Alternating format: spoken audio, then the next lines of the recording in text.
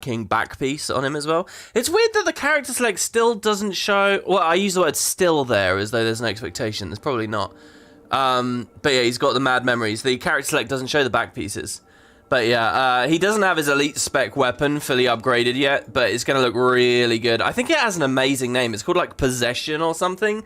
Really badass. But yeah, don't worry guys. We're not going to be going on a massive long account tour or anything on this one. We're just going to jump straight on in. It's weirdly though, there is a deal on the gem store at the moment. You guys, if you know me, I barely ever talk about the gem store or like, you know, push it as a thing to engage with and stuff. But the weird thing is, over these past, 2 weeks or so, I've been, as I said in the previous part, setting up all my different characters to have a bunch of different templates ready. And they're on massive deep discount at the moment.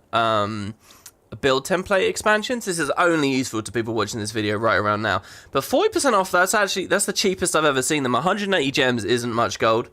So I'm thinking of picking some of these up. I also want to get a few more shared inventory slots at some point. The equipment templates are on sale too. On expansion too, Jesus, what a weird way to speak there. But they're still pretty pricey at 400 gems. I don't know why there's such a price difference between the two. To be honest, there's a few things that annoy me about the whole build template update they did. And one of them is this, that they sell those separately. Obviously, you're going to want a build with a gear set to go with it, right? To me, that's the same thing. The build belongs with the gear. If I want to make like an open world like trait setup, then I'm probably going to want open worldy gear that goes with it, that provides its own boons and stuff, pack runes, firework runes, stuff like that. Marauder gear, celestial gear, whatever, diviner, something with a bit of boon duration. So I don't know. Anyway, it's something that I've been looking at and might actually deal with. Sorry, I'm suddenly so hot, so I'm just gonna turn the heating off here. So let's just continue on, I guess, for now. Oh, one thing I need to do, it was reset yesterday, I think, and there is... Oh. But we're still here. How many others do you suppose are left? I love this line.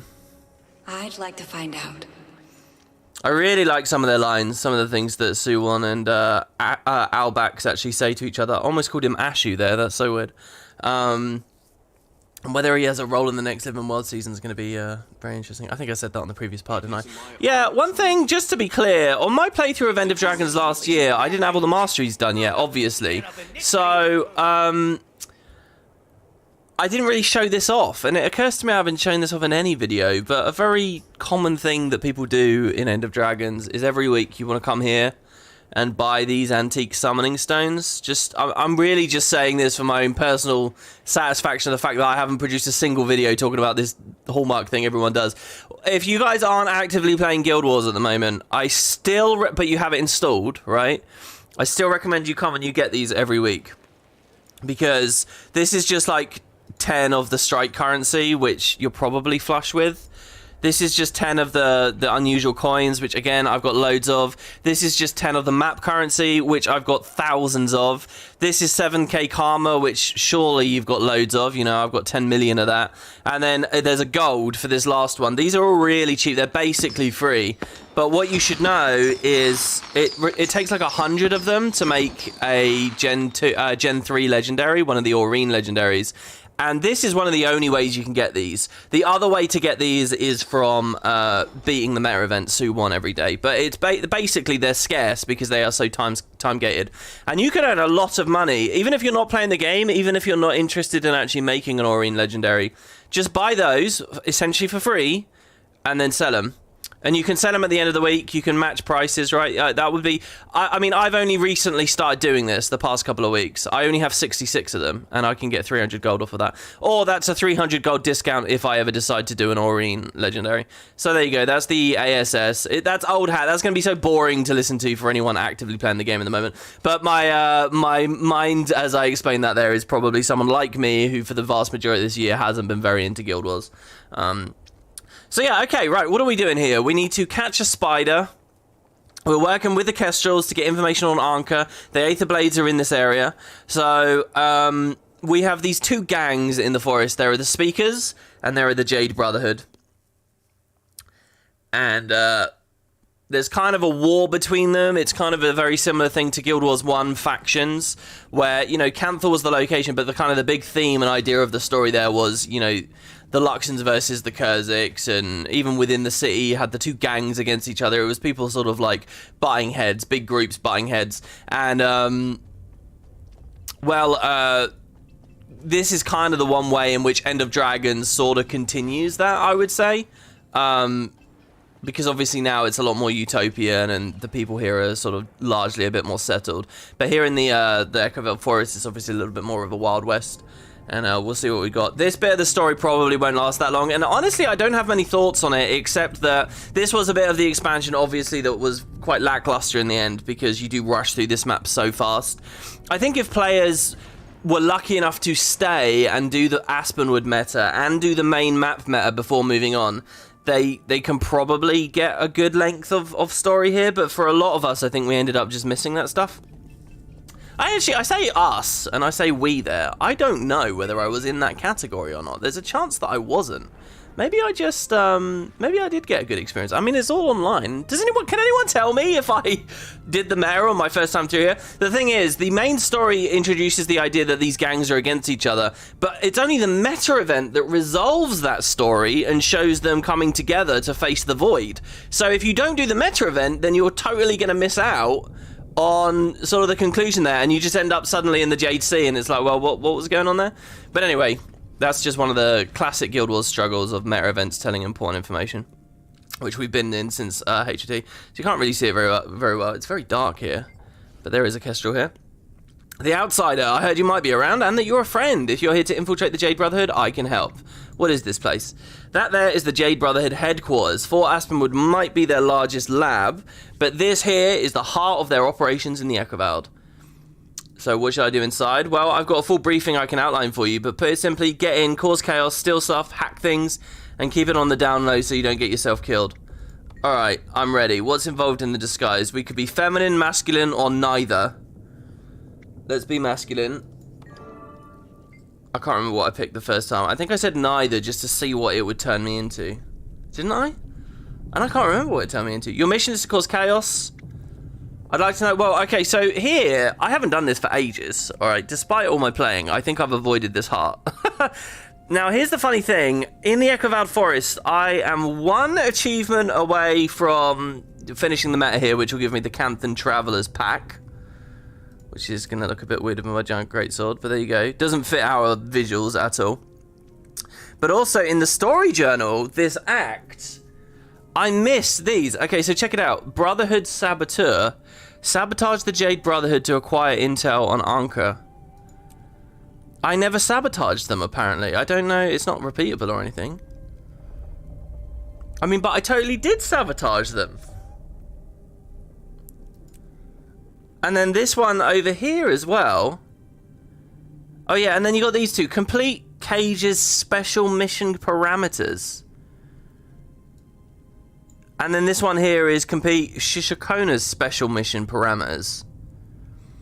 One for the speakers and one for the Brotherhood. So I don't actually know what these are or how we would do them. We're speaking to Mishiko, which is neither Cage nor Shikona. Shisakana. I'm saying that name so terribly. So I don't actually know what the situation would be here. If we see anything about special mission parameters, though, we'll go for it. I do technically already have the mastery done now. We have the Kurzik Brooch.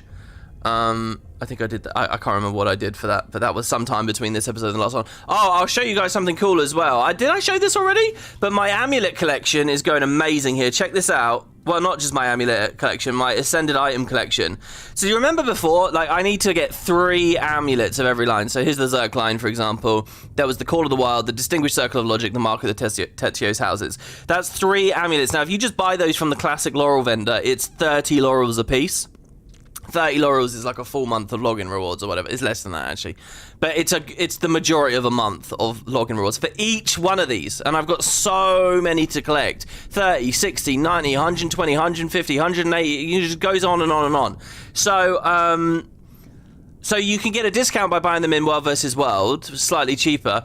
But I realized I actually found the ultimate discount. See, I have basically all of them now. This is the only one I'm missing. This is the Heart of Malagan, I think, the very last one that I don't need. I've basically got the whole collection. And I realized I can discount them majorly. I can get them for 0 laurels with magnetite shards. So if you do any level of raiding, you know, if you've got your 0 portal or, you know, whatever infusion you might like. I picked up a peerless infusion as well. You can use magnetite shards to just buy all of these. So I'm basically done now. Now, there is the tricky spot. This bit up here, this is Path of Fire. Path of Fire is a bitch for all of the Ascended trinkets. Living World Season 4 is easy enough. I'm only missing 1 from Living World Season 4. But some of the POF stuff, they cost laurels. They can't be acquired anywhere else in the game.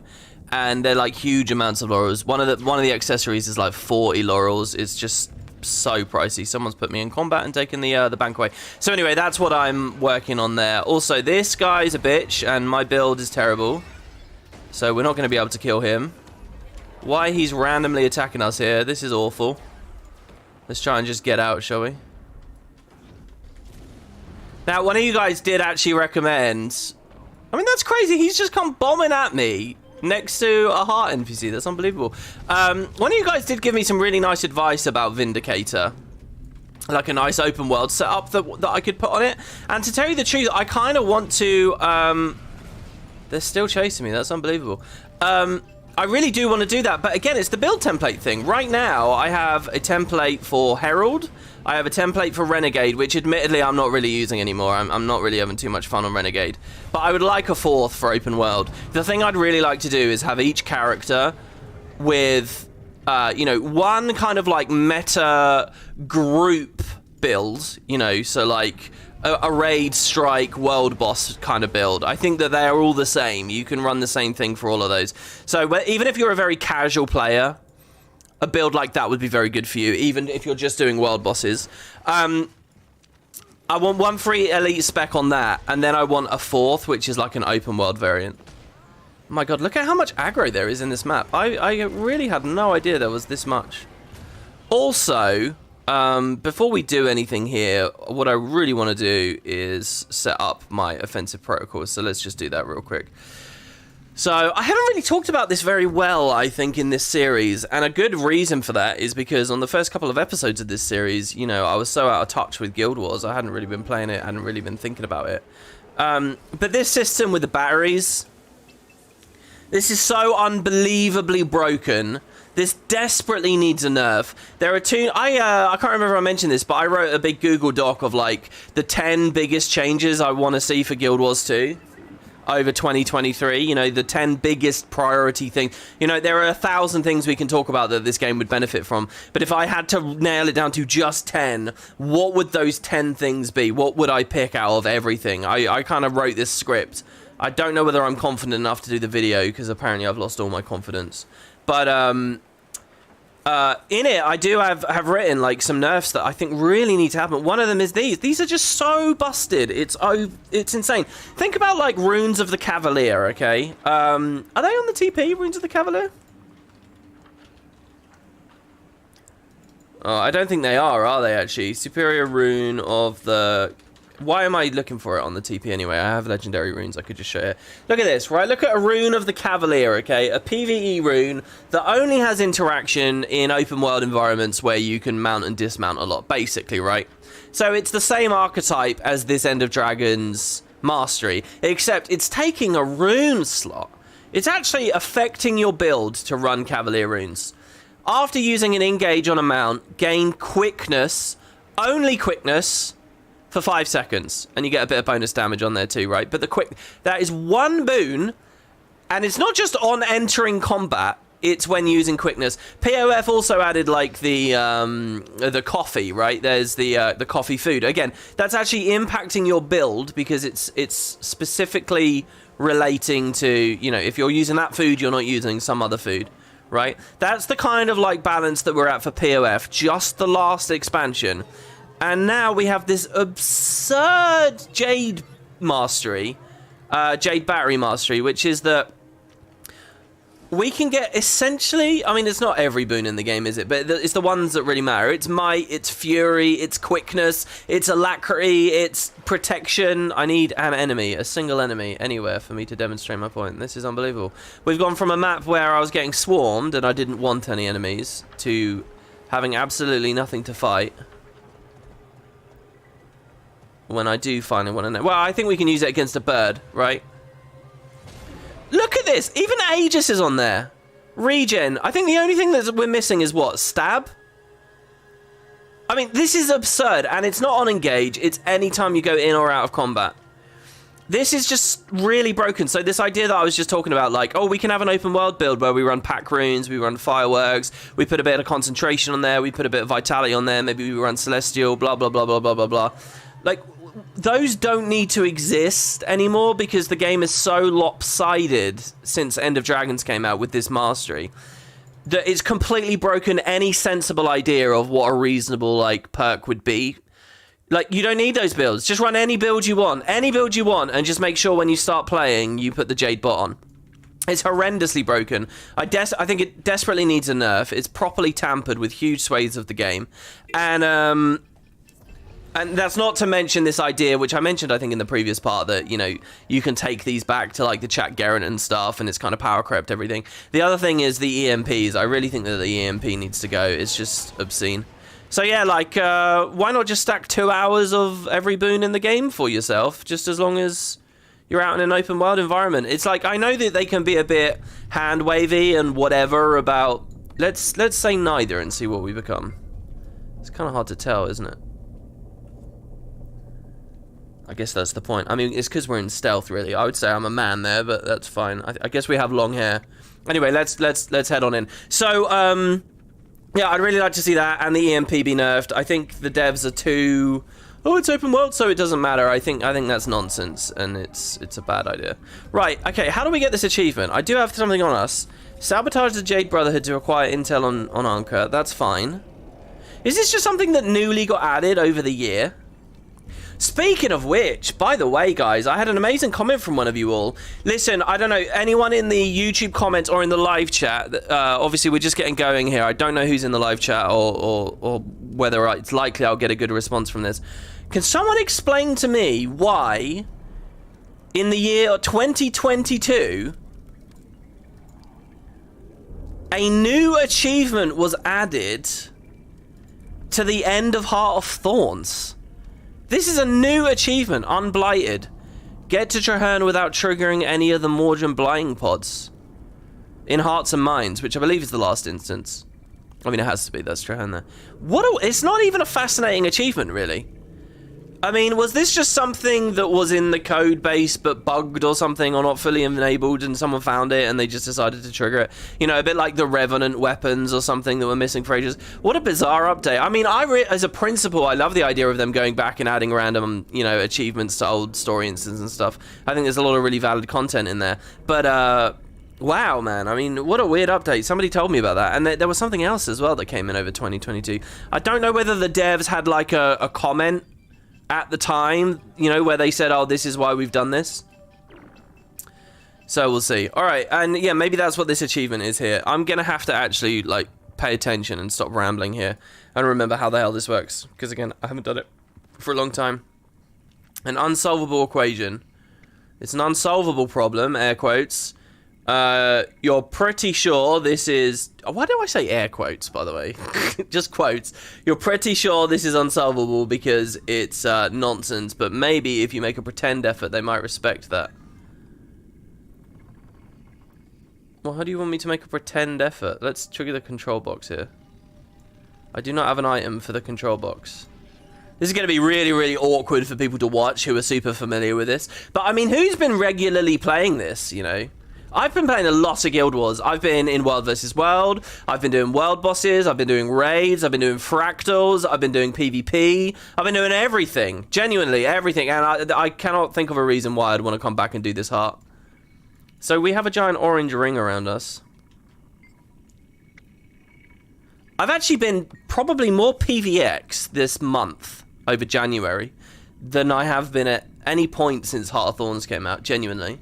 There is not a facet of Guild Wars 2 that I haven't touched, except activities, I guess. I haven't done activities, and I haven't done sort of the more community side thing of role-playing. But aside from that, I've basically had my finger in every pie of the game. Oh, and as always, I haven't been zerging in World versus World, but yeah. Enter password. We don't know the password. It's clearly not going to be password guessed or 12345. Let's read this repair guide. Will this give us the ability to repair something? This is a roughly scrawled manual of sorts, full of notes and sketches. If you flip through it, you might figure out how to undo some shoddy fixes. First rule, don't be afraid to get your hands dirty. Just dive in and mess around. It probably won't kill you. If it rattles, tighten it up. If it's sticky, clean it up. If it sparks, reattach it. If it clicks, replace it. Second rule, don't sweat the small stuff. As long as they're running when the customer takes them home, we're A-okay. If the job seems more complicated than that, just pass it off to the R&D crew and let them worry about it. You know, I really think that the Jade Brotherhood are very interesting, and I would have loved to see them interact more with the Aether blades. They're, like, so similar, like... I need a proper container to deal with this. We haven't actually figured a single thing out yet here. Oh, there's a calibrator. What do you want me to do? Just... Purple, purple, purple. More purple. I helped disrupt the Jade Brotherhood. Cool. Now, is there a stealth thing going on, like the White Mantle in Lake Doric, where if someone sees me doing that, they'll get mad at me? You have an icon above your head as well. An eyeball. I suppose that means that he can see me. So what's the difference between a yellow and a purple eyeball? This was such a huge area as well. This is such a vast part of the map to go to.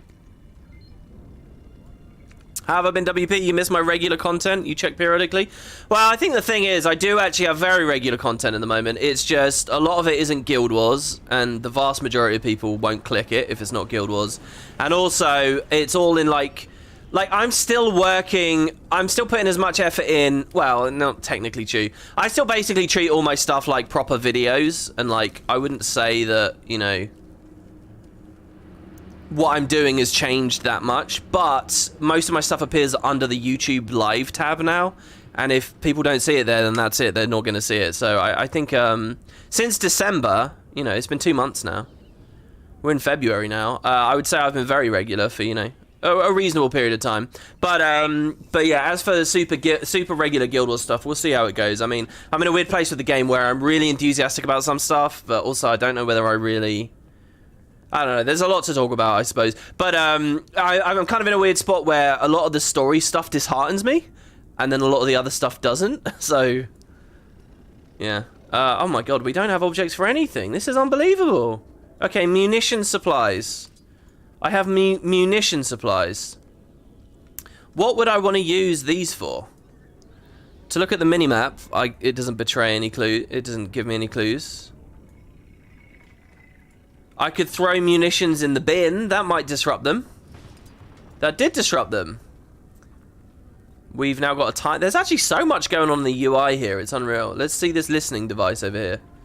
Sabotage the Jade Brotherhood to acquire intel on Anka. Fine. Do you want me to do something specific, though? Oh, sorry. I'm trying to catch up on the chat here. Aren't the durations affected by diviners?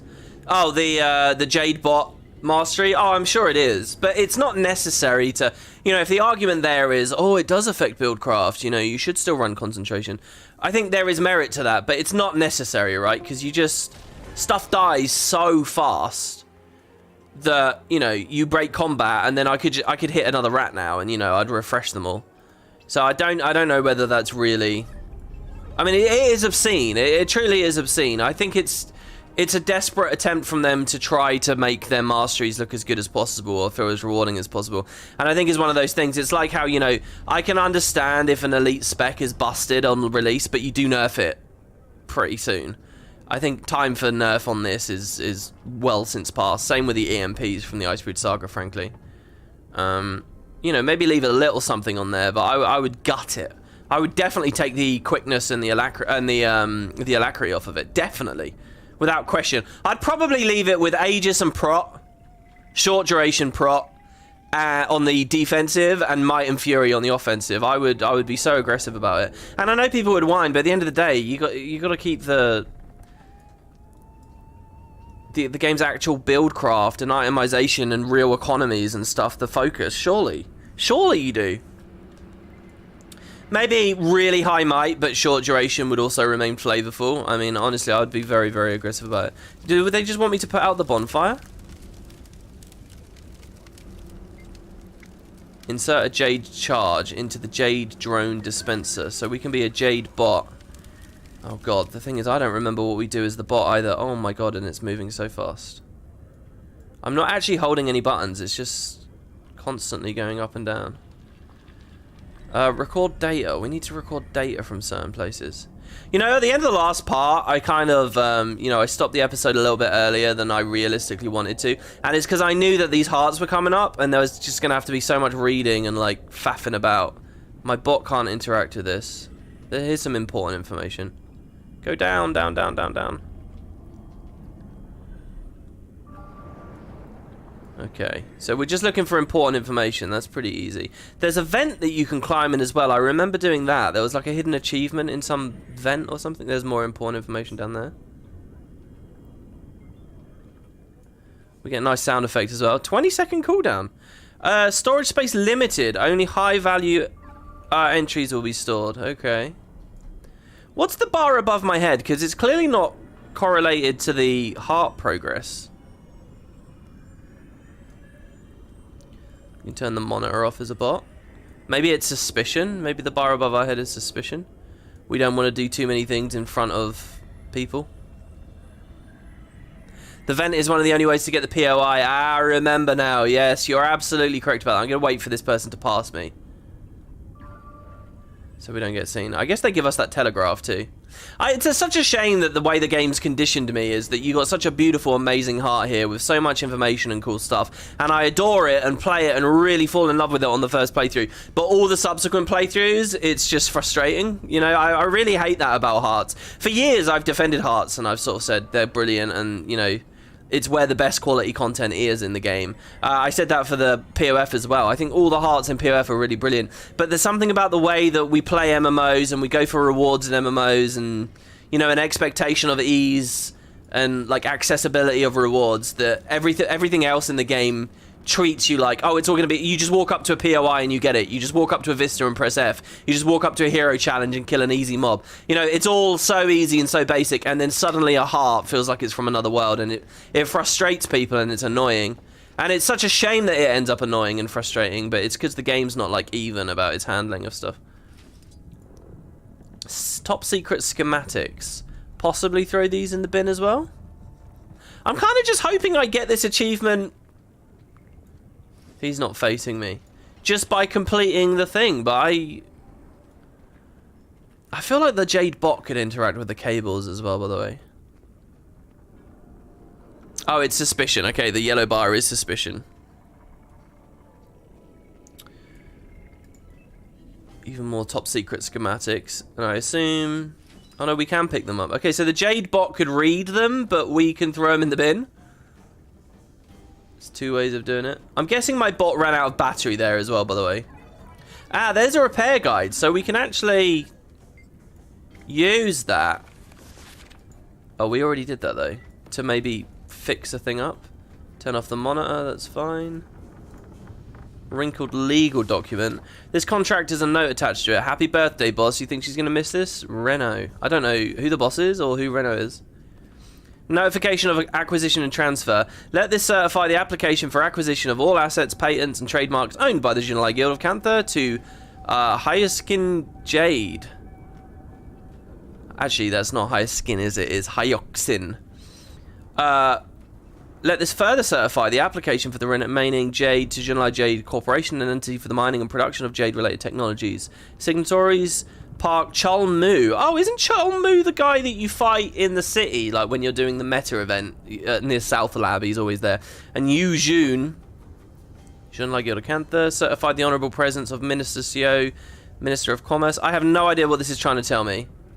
On behalf of the most radiant Empress In. I have no idea what this is trying to tell me. Is this something about how In or June has, like, consented to or collaborated with these terrorists? Is that the idea? Something's definitely going over my head. Oh, what have I done there? I think someone spotted me. Was that what the telegraph was? We do have a Jade... We do have batteries, so we could take the teleporter. See where we end up. Wow, we're going to end up outside. That's not useful at all. And in fact, we've lost our disguise as well. Why was that an option for me?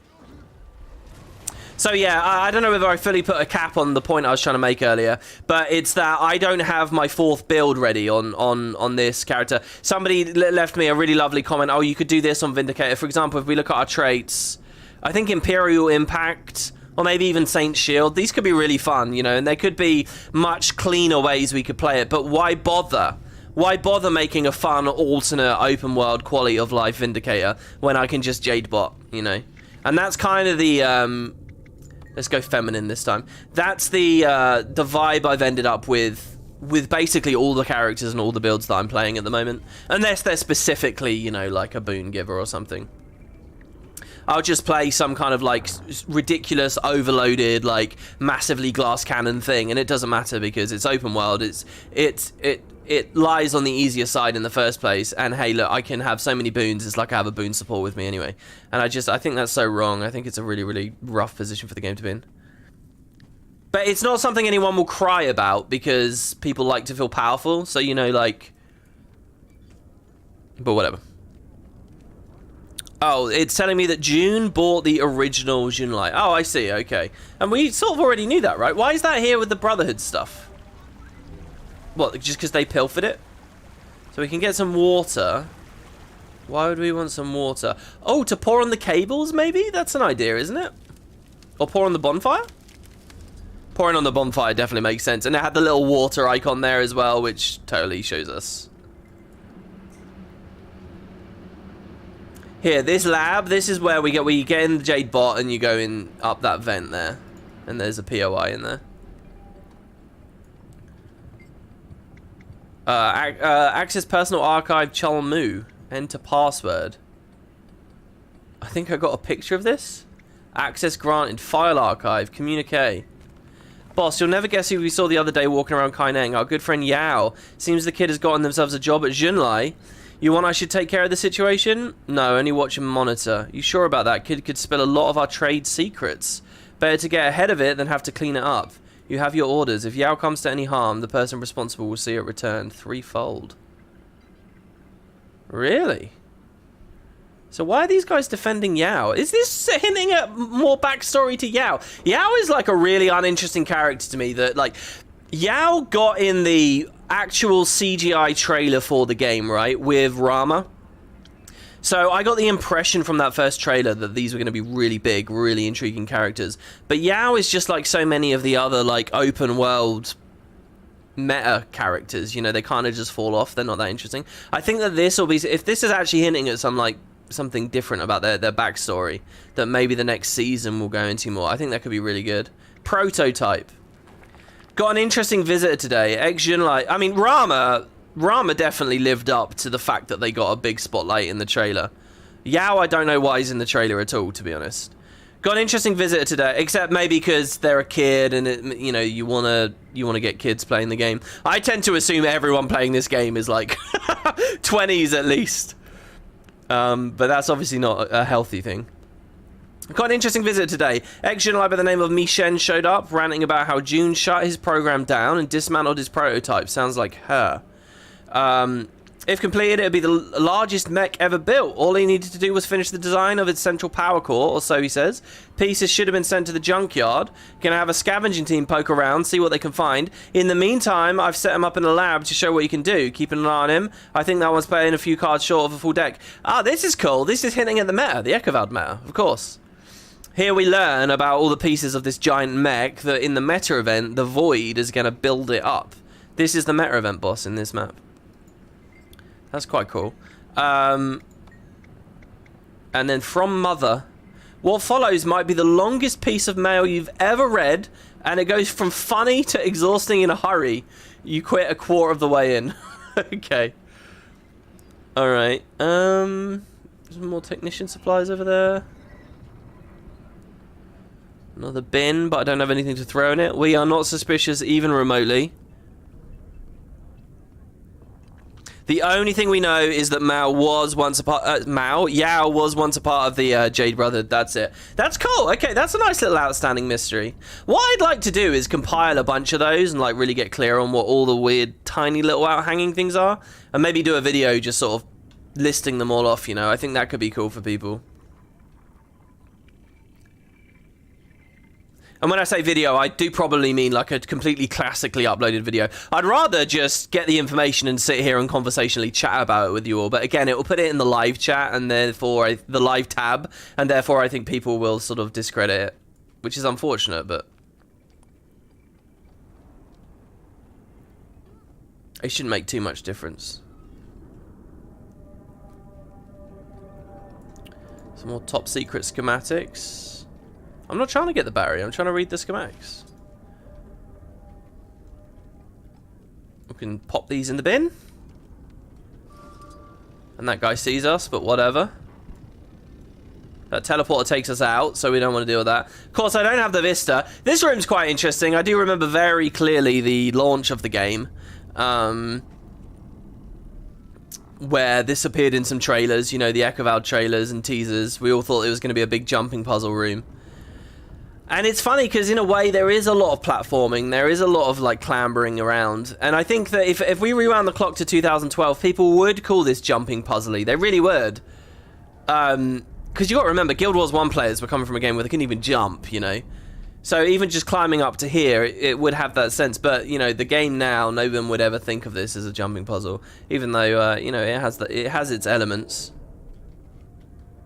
More goop. I haven't been able to figure out what I want to do with the goop on any level. Also, I've forgotten what I'm holding. I don't have an item to use with the control box. Another teleport there. We're nearly done with the heart here, guys, so don't worry. As for this achievement, if it doesn't ding, I am a little concerned about boring the sin out of people just by spending too long here, so we don't want to do that. Let's just get in a Jade bot and see if we can fly around, find some more important information again. So we seem to get quite a lot of progress quite quickly with this. You know, I'll probably end up getting the achievement off screen. Another thing I've been doing a little of, by the way, is, you know, I've kind of been on a bit of a catch-up. So, with collections, there are a billion rare collections. I used to just have all of these done, you know, everyone in the game, I was just sorted with them. But I missed a bunch in the Icebrood Saga, and I sort of started working on them finally. So like the illuminated, I spent so much money on this, it's unreal. The illuminated boreal weapons, they end up giving you a completely useless for me gift of ice. But I finally got this. This was from, you know, the Buram Arches, which is like ancient now as a patch, I suppose. But, you know, I hadn't actually finished that off. There's also the next patch, the Star of Drizzlewood, I think had like the Stormcaller stuff. And this one will give me a useless gift of lightning. But these are really expensive. And then Dragonstorm, oh my god, there's just so much stuff on Dragonstorm. It's interesting to see how much the Icebrood Saga really, through that whole era of the game, sort of lost me. You know, I got a ton of things here. Basically, as far as I know, I need to, like, get all of the Dragon Slayer weapons, which I craft. And then I can buy recipes for... Like, I can buy recipes for, like, the fiery ones. And then once you've got the fiery ones, you can get the recipes for the next one. And it, like, goes along. It's like Dragonfire, and then Forger of Dragonfire, and then Master of Dragonfire. And, you know, then you get a title at the end, and you get this whole weapon set. I don't have a single one of those. And then there's an equivalent for ice as well. So there's loads of them. But I think it's just heaps and heaps and heaps of money. So that's something that I've been doing. I've been working on the specialization collections a little bit as well. And then the other big thing that I actually did this week was I got legendary armor. I got my medium legendary armor, which I could have had years ago. Because I got it via PvP, and I've just had everything ready for it. I just haven't done it because what I've wanted is to have... This is totally pointless, what I'm about to describe. It's purely a vanity thing. But what I wanted to do was have, for light, the PvE legendary, which I've had for years. but then also completely unnecessarily have the world versus world set and the PvP set. You know, just have them all on light, just to like be completely complete with it or whatever. So knowing that I was going to get the PvE medium eventually anyway, what was the point on doubling up with that or doubling up with heavy? So I deliberately didn't spend the PvP, but blah blah blah blah blah. Anyway, now I'm just like, I'll just get it because there's so much quality of life with the legendary armory. The crane controls, can we do anything with these? Oh, we can, it seems. We can sabotage the crane. It's so much quality of life with the legendary armory that I've just gone for it. You know, like there's a lot of builds at the moment. There's like DPS mech and Alacrity mech, and there's Alacrity Spectre and Condi Spectre, and you know, sometimes I want Harrier's gear, and sometimes I want Ritualist gear, and sometimes I want this, and sometimes I want that, and I figured, you know what, and also my for Ranger as well, like I don't even have a Druid set up. And, you know, I might want a fun Untamed setup. There's just so many things. There's like, well, I would rather just get Legendary Armor than build Ritualist or whatever. And that's terrible, by the way. That's a horrendous, stupid, unbelievable position for the game to be in. And I still wholeheartedly disagree with an enormous amount of the decisions that were made with the Legendary Armory. But it has nonetheless encouraged me. I mean, there's no way my path of least resistance should be to get a legendary set than just get the Ascended. But that's the world we're in, especially for like Ritualist gear on the Spectre. Let's go in the vent. Again. Well, let's go in a robot, and then we'll go in the vent. So yeah, anyway, I did that. That was another big thing. And if we're lucky here, Jesus Christ, I don't remember a giant mech being in here. We can finish the heart as well. Juicy information.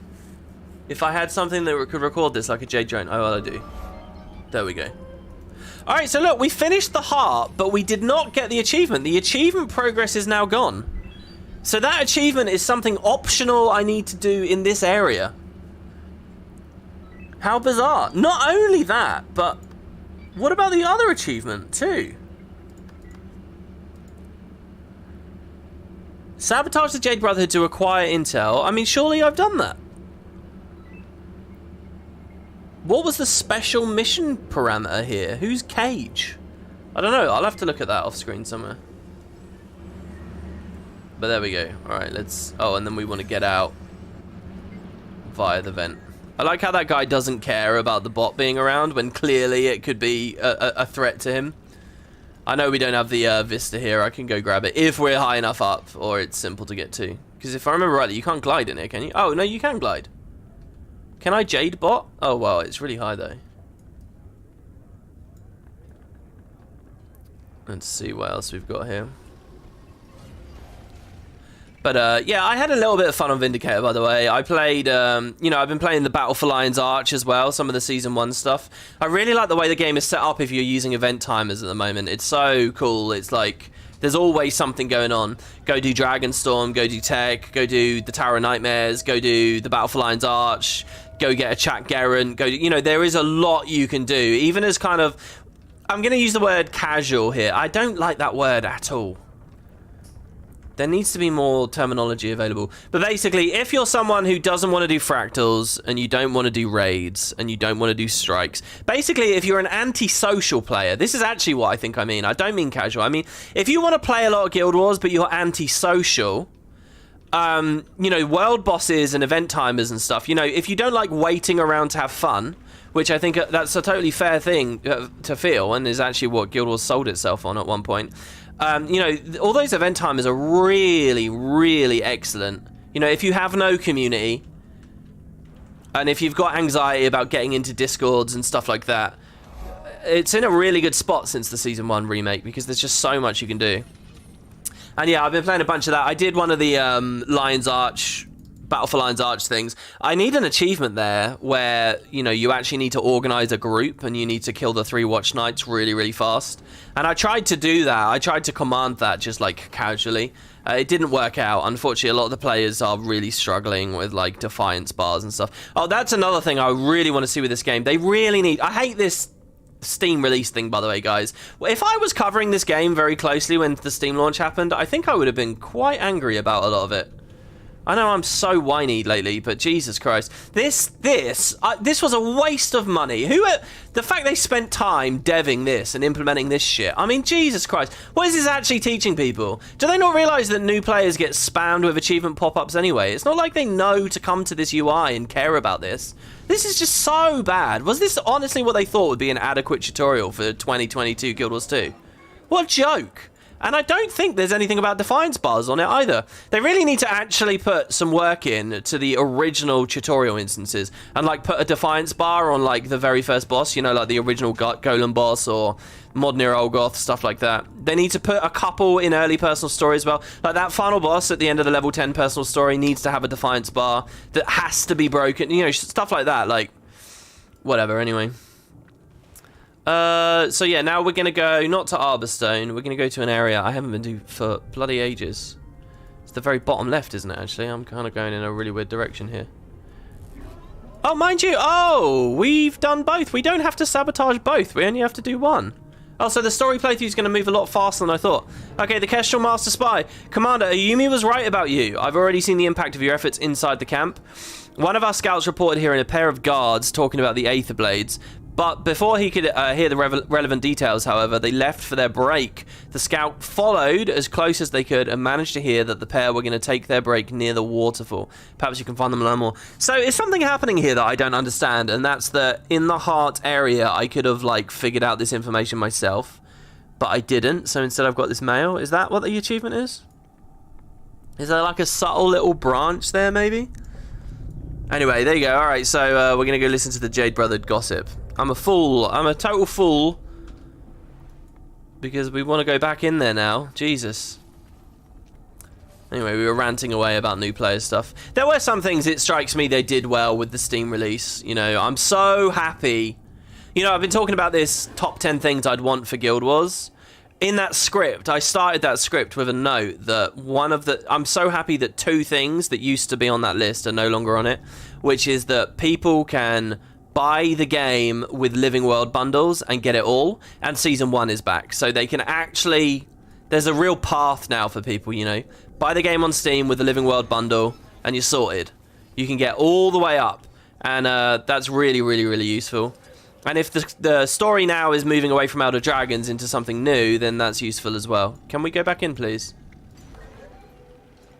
Oh, that's a special mission. Ooh, it's a whole thing. Right.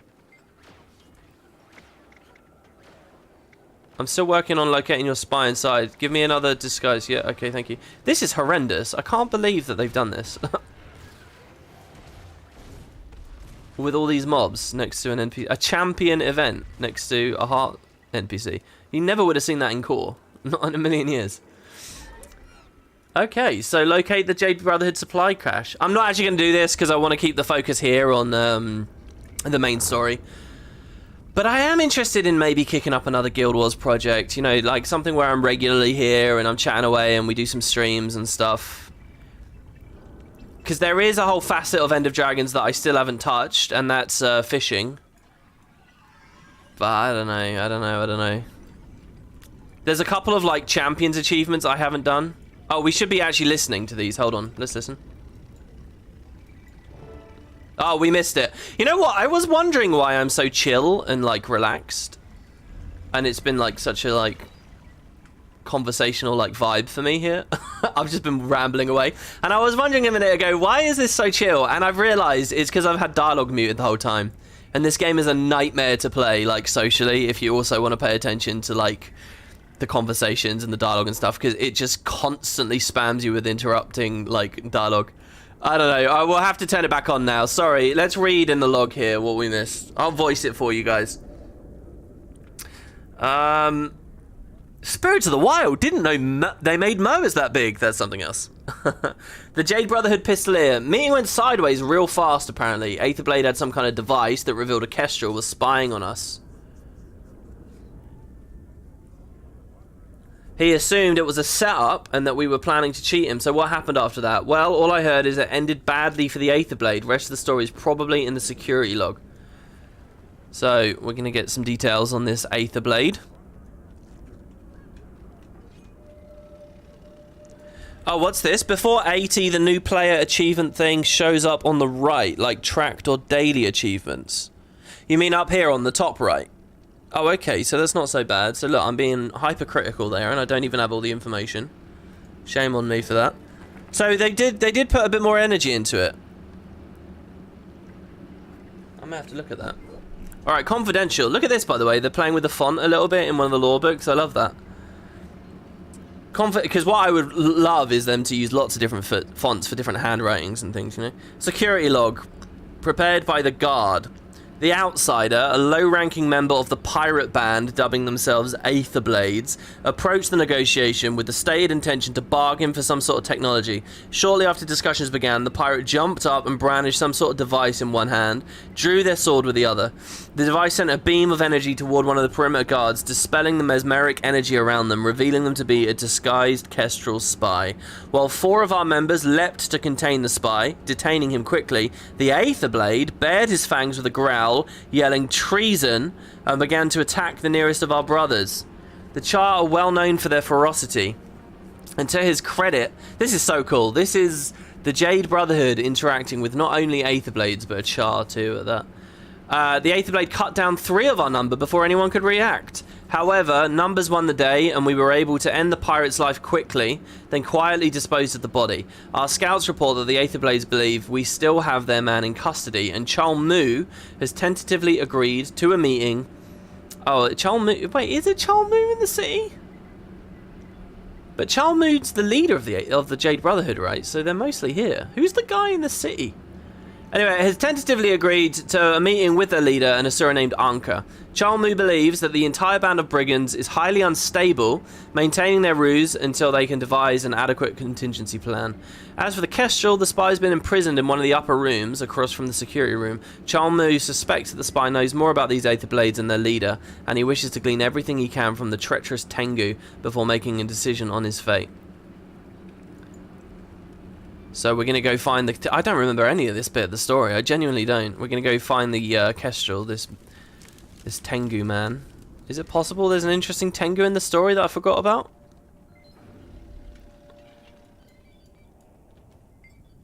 I hear you skulking around out there. Are you here to mock me? I've spent countless hours here, right under your noses. It took an outsider to figure it out. I'm not Brotherhood either. The Master Spy disguised me.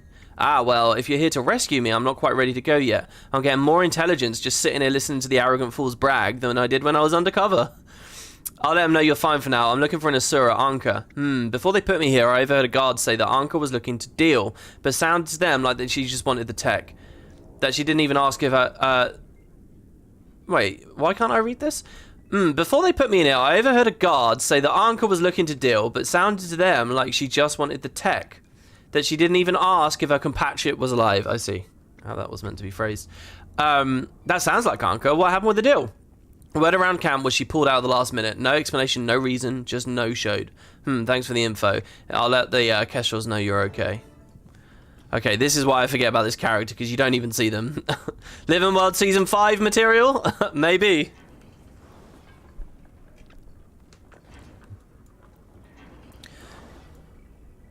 You've been listening to You Could Outrun a Centaur for 10 years? Oh, they're speaking. Hold on. Blade. But Anka was after her stolen tech, not the pirate's life. Then she backed out. Dooming the pirate, though also ensuring the gang kept the stolen technology. Commander, we found the Aether Blades camp.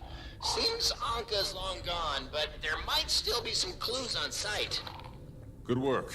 I'll head over there soon. Get a look at their defenses? A score of angry sky pirates with swords and guns. Nothing you can't handle, if I may be so bold. This one's got you figured, Commander. Did I put Coda's Warmth on this? I mean, it works. I don't remember doing that. I did put Coda's Warmth on it. That's pretty good. The thing I don't like about Rev is I can't get rid of the green, like the jade. Yeah, well, obviously, when you're not in Shiro, it's not there. But still, there's always like a colour that doesn't quite fit. This is quite good though, because it flicks from orange to blue, representing the two legends. We haven't really heard these guys speak much, have we? Maybe I need to put the dialogue back on. In fact, I don't think I've heard Archimedes or St. Victor say anything yet. Have I? Chalmu is actually in the camp. Wasn't Chalmu in the private office with the giant mech a second ago? Tearing out her feathers, for God's sake. Man, this thing as well. This whole maps are closing. Do you want to leave? There's low population. Obviously, I already talked about it in a previous, like, part 4 or something, so I won't go on about it. I didn't actually put that in my top 10 list because, I mean, come on. I mean, it's important, but it's... I don't know. I don't think it deserves this. There are bigger things to talk about, probably. Investigate the camp. And yeah, I'm struggling to find the entrance here. It seems to... Why can't I figure this out? Sorry, was the entrance... Is it another holographic entrance? I've been in this camp multiple times recently. Wow, mind you, it's got an arrow. Let's just follow the arrow. We'll go all the way around this, and then we'll see if we can attack it from the other side. Here we go. Yeah, this is much better. In fact, one of the events starts up here, doesn't it? Another random roaming champion. Here we go. I'm done playing. I love this ability, by the way, Nomad's Advance. The damage on Nomad's Advance is nuts. Like, look at this. Mind you, that only did 16k there. The base damage on it is 3,700 here with me with a good amount of might, but still, that's such a huge hit. I mean, the numbers that you get on Vindicator are just absolutely bonkers. And it's got quite a nice, clean, fun little, like, animation on it as well. It moves you. It's just like run forward and slam down with a two-handed, like, fist smash. It's very cool. I'm a little disappointed that I basically spend no time on St. Victor at all. I should really look into a healing Vindicator. Could be really, really fun to play around with. It's not something that anyone rates, and I think the thing is, it doesn't really offer... It doesn't offer quickness or alacrity, or really anything great for people, so... As far as I know, anyway. When we make camp, the locals have to show their teeth, prove who's in charge. 2 of my pirates got caught, and normally I'd shrug it off as a loss, but I'm not that lucky. They'd been salvaging parts for a new mist portal device. Then they were captured along with the parts. But I should be realistic. Even if I get those parts, the portal device is a long shot. Which is nice in a way. Negotiation is so much easier without an emotional attachment. I think we're... Oh, okay, there's actually a lot of logs that we'll get. You love the dash, the leaping skills kill you during the DS strike? DS strike. Dragonstorm strike. Yeah, I was talking to people about that in guild chat the other day. Like, I didn't realise people really go in and do that strike as a part of their clear, but I guess it's faster 10-man and you don't have to wait for the open world edition to come up.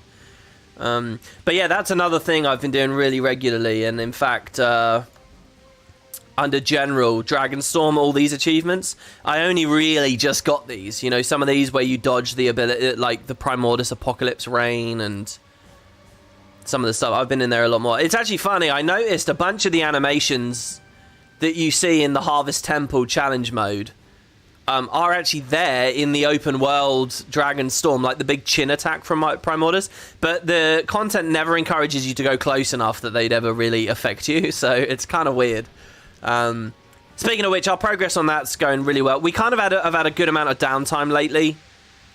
I would say, you know, we've had some lateness and, you know, some days off and things. But we're going really well. And last week, we're basically at the end of the fight now. So hopefully, in a few episodes, I can put a video up of that as well.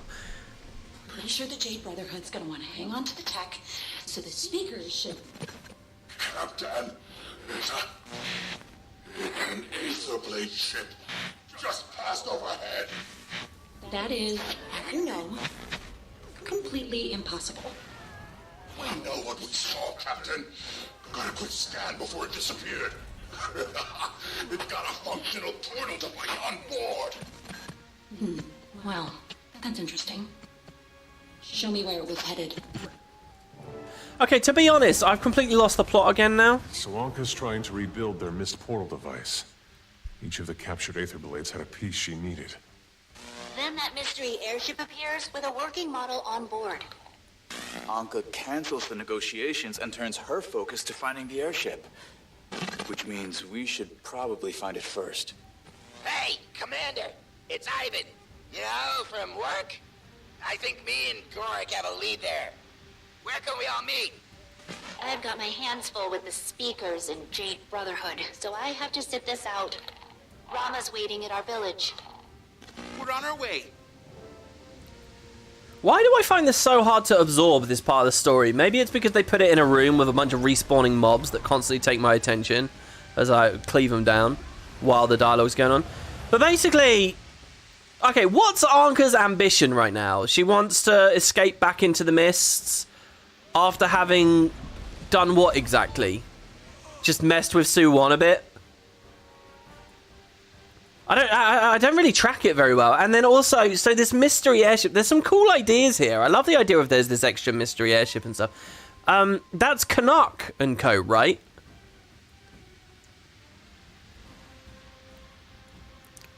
I don't know. I'm afraid to sort of look stupid, but I don't. Maybe this is just a me problem. But I do feel like I sort of go through the motions at this part in the story. I'll knock your screws loose. At the end of the day, none of this really manifests or means very much. It's just going to be Canuck's coming back to the story in a second. Oh, and by the way, now we're going to fight Anka. I mean, that's really what it comes down to. Let me reread this once more, though.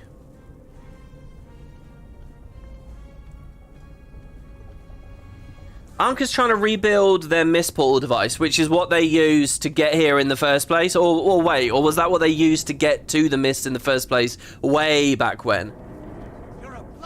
She had a bunch of Aether blades with pieces of it, but they got captured. She's hunting them down. She's trying to get the tech. Then a mystery airship appears with a working model. Now, why does Canuck's airship have a working model of a misportal device? So she cancels all of her negotiations to get the random pieces. She turns her focus to finding the airship. So we're going to try and find it too. Then Ivan interjects. We've already found it. So come to us, basically. But now we're regrouping with Rama at Mori Village, just because when else are we going to go there? Everything left of House Lutgardis. You stopped playing EOD during Echo Val's story? You haven't touched it for 9 months? Oh, that's really interesting. I mean, I never got burnt out or anything at this point, but I did sort of lose the thread a little bit. I don't know, I feel like there's just too many details here and all of it's off-screen, you know? Maybe this comes from a desperation to, like, have a rich and, you know, interesting layered story, but again, they can't put it all in instances and stuff, so there's just a lot of it's happening in the background.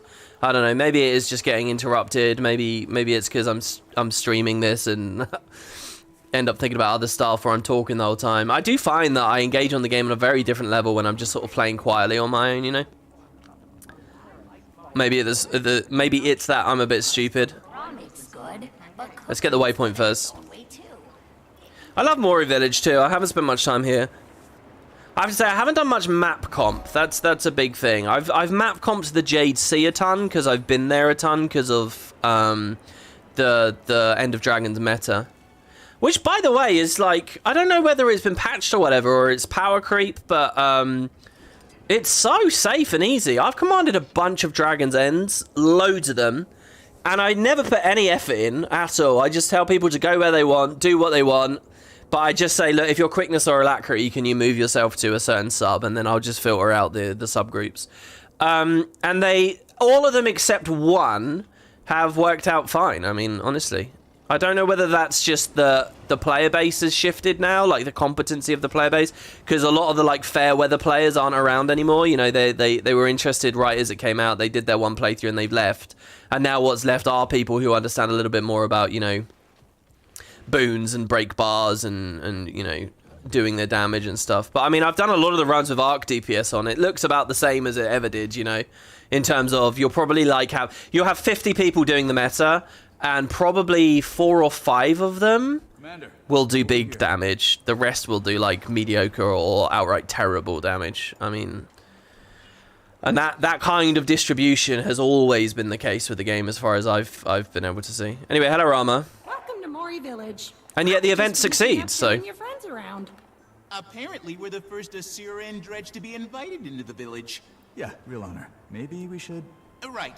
Commander, that transponder the Kestrels found, it's weird, but it was on its own network. But still technically Aether Blade. When I activated the transponders, it started broadcasting its signal. Whoever's piloting that ship probably got spooked and threw it overboard, which is how we found it. And it seems like the transponder's still communicating with the ship. Signal's weak, but it points to Melandru's Hope. Then it sounds like I'm headed to Melandru's Hope to find us an airship. Good work, you two. So again, this whole thing, it feels like we've sort of quite quickly moved on now from the idea of mystery airship. Oh, don't worry, some of your other friends have figured it out. I mean, maybe that's good because it makes everyone else we're with feel really competent. Look how gorgeous this place is here, though. But yeah, I don't know, I'm still losing it, though, a bit. So there was a transponder, a mystery airship with its own transponder. It was made by Aether Blades, but on its own network. Whoever was on there got spooked and threw it overboard. So why does Canuck... I guess I'm just going to have to play it. Maybe I'm supposed to wonder with this mystery, and I've just forgotten the answer to this mystery. Why does Canuck and Co. have all this stuff? And again, what's Anka's big angle right now? Just get the fuck out of Dodge. Everything left of House Loot-Gardis.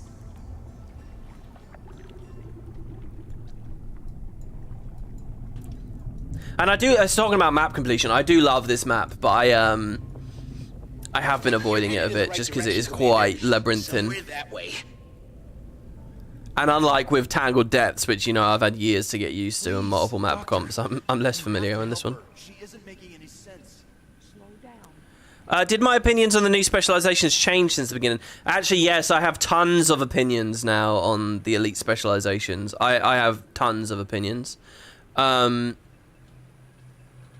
Some of them are the same as they were before, but they are in a modern context, which is very important. I have to say, well, I don't know. Does anyone want to guess what my least favorite elite spec is of End of Dragons now? The only one I haven't really, I haven't got a good opinion on is Untamed right now. Just to be clear, because I really haven't touched that since the betas, if we're being completely honest. I think every single other one though, I've got modern, recent playtime on. I mean, I've been playing so much Guild Wars, really, and on a very good spread of different things. My least favourite... Oh yeah, you guys guessed it. Yeah, it's Spectre. What? How do you guys know that? Is that because everyone hates it? I really cannot stand Spectre. I think it is... It's got a very cool fan... The problem with the End of Dragons Elite specs, right, and I'm not going to try to go on to some massive rant about this, but in my view... I think you're getting closer.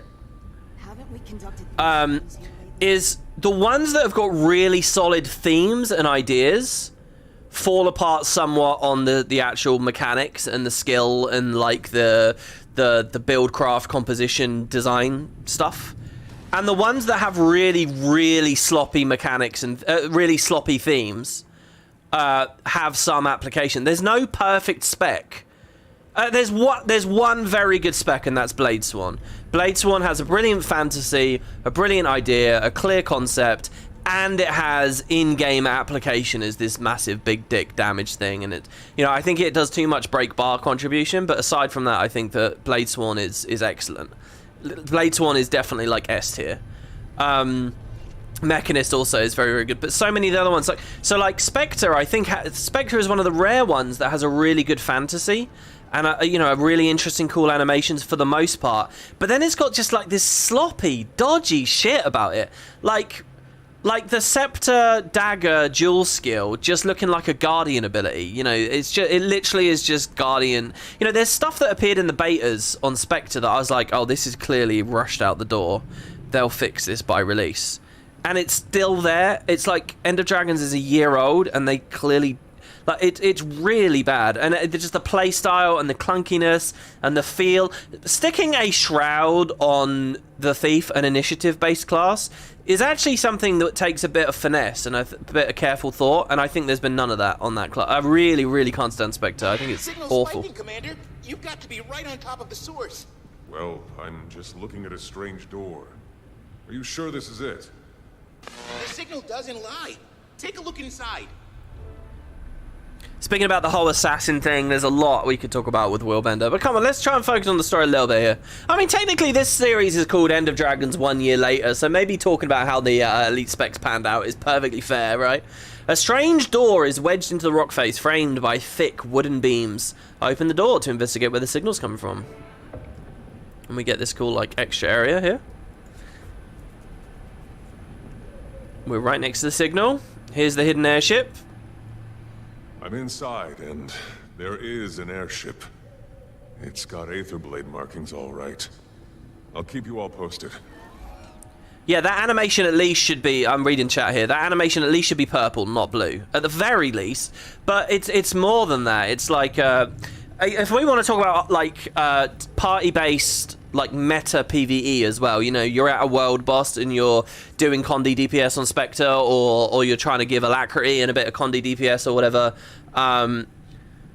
If you look at how that functions rotationally in the end, just fucking spamming 3, dipping into Shroud for a couple of animations just while your initiative comes back up, and then spamming 3, and the rest of the build is just triggering Sigil of Doom and triggering fucking and, you know, just stealing off cooldown. It's just awful. It's really... And Thief has always been difficult because of the initiative system, you know, and it has always had a propensity to just be like spam weakening strikes or spam this or spam, but it just feels ugh.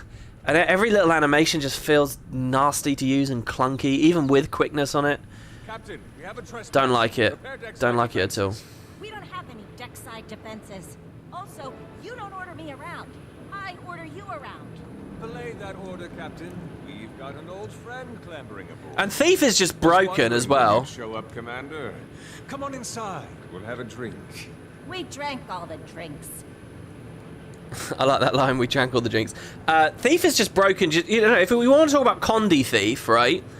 They need to do something about Venoms and Thieves Guild and, you know, Thousand Needles and some of the default stuff that Thief has, because look, it's kind of my view, right, that if you're gonna pick up a new spec and you're gonna play it in like high-end PvE, right, you want to use the new toys. You should be on the new legend if you're a Revenant. If you're gonna pick up Virtuoso, at least 2. Now you get 5 utilities. My view is that at least 2 of them should be from the new spec. Preferably the elite at the very least. You know, one of the others, the heal might be nice. You know, you should feel like they're very viable and that, you know, you can swap them on and you can play with them. Thief is so broken that a lot of its base, like Condi application stuff, is just too strong. So you're not even going to use like the Spectre Wells and stuff, and that just feels horrible. And that was true on Daredevil as well, you know. And it's like that needs to be addressed. That should have been addressed years ago. And there's too much scholar rune. At the very least, with Thief, you know, you've got like Deadly Ambition, right? You've got like and like Potent Poison. You've got extra poison damage, so Doom Sigil is a thing. But there should be a better poison-based rune. Why am I running Tormenting Rune on everything? I don't know. I'm going way off topic here. But I just hate how much the same runes are being used over and over and over again. The same stat types over and over and over again. It's just sloppy. So much sloppiness. Oh, and let's not even get into the horrendous PvP balance at the moment with all the catalysts running around. Why does it not surprise me that Ellie is suddenly so OP? Canuck. I have to assume you're here on purpose. On purpose, with purpose. Commander, you are looking at the world's largest flying VIP social club and gourmet restaurant. Unfortunately, we lack the room and willpower for expansion. He says that like it's my fault. Okay, I stuck with you as long as I could, but we're going to talk about something else now. Captain Trin of the Aether Blades was murdered by her first mate, Anka. Anka wants this ship. She can get in line. I need her to think she can skip the line. Nothing we've done has surprised her. I want to change that. You want to use us as bait? To draw out your murderous pirates? See, this is why I miss you, Commander. What exactly would we get out of this suicide pact you're proposing? The saviors of Cantha? Pretty sure Kaz could negotiate that into a favorable rate on a site for Canuck's social club. A site off my ship? Well, let's not be too Done. hasty. Okay. Consider us bait, Commander. Yeah, to the guy in chat as well, saying like it's the skill queuing. Yeah, well identified with Thief. That is one of the things that feels really nasty about it. Especially since like if you're using Scepter Dagger, that dual skill, I can't even remember what it's called. It has a really awkward two-step animation to it. So it just feels. And I mean, look, the other thing with Spectre is to be a bit more tangible here. In the context of group-based PvE. A lot of the really fun things about Spectre, like the way that the Shroud 5 works and like the tethering and, you know, the anti-death stuff, that's all really interesting, but it's all completely ignorable and useless. I mean, there is kind of a cool thing where you can go Alacrity heals and you can basically play like hybrid, and it is pretty cool to splash a lot of barrier and stuff out on people, but there's just a lot of fun things about that class, and the idea of like the direct targeting stuff, that none of it manifested in any way. I don't know, it's just there's no space in the game for me to really have fun with a lot of the interesting tools I think on Spectre at the moment, from the perspective of the vast majority of players, and I think that disappoints me. Okay, by the way, back to the story. Am I being a complete idiot? So where did this ship come from? This specific ship? Let's reread some of this stuff here. Captain, we have a trespasser. Prepare deckside defenses. Blah, blah, blah, blah, blah. So did Saida get this ship during Season 4 and I forgot? Flying VIP social club, gourmet restaurant, blah, blah, blah, blah, blah. Where did the ship come from? Did she get an Aether Blade ship in Season 4? I mean, they definitely did have flying ships, but why was it Aether? It wasn't necessarily Aether Blade, was it? I remember very clearly, obviously, this ship was in Season 4. You know, you have that amazing instance at the start, at the end of a bug in the system where we're flying to the new, you know, the Inquest City and all that. Yeah, this was the ship that we was it on Istan? I can't remember the story. Saida's ship from Bloodstone Fen cinematic. Saida wasn't at Bloodstone Fen. And this is the same ship we were riding toward the sunset at the end of Season 4. So this is the Phoenix Dawn. Isn't it called the Phoenix Dawn? Or was that just the one that we took to POF? She bought it with the money she got when she sold you to Joko in Season 4, Episode 1. Right, okay. But again, she bought it from... Was this Keel's ship then? Because basically, in Season 1, Keel took over My Trin's ship, so that's how they got one Aetherblade airship. Keel's the captain of it, that's why she's Captain Keel. I assume she's still got that back at Lion's Arch though, so what's the story of where this one came from? Okay, the Phoenix Dawn is Keel's one, okay. Like, it feels like this part of the story... I tried to follow the lore. I tried to follow the story, and I tried to be enthusiastic about the story. It feels like the writers just fully expected we all remembered that she had an Aetherblade airship, you know? But I didn't remember that she had an Aetherblade airship. I remembered she had a flying airship, but, you know, that doesn't necessarily... You know, it could have been a packed one or whatever. She just bought it.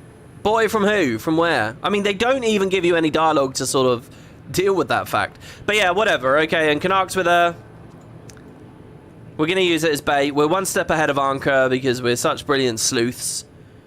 And so Anka wants to get this ship to get her Miss Portal device. Smart thinking, Commander.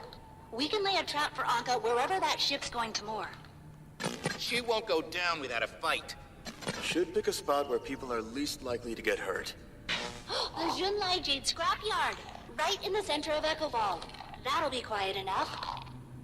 I could send out a false message on their comms network. I've been working on a relay.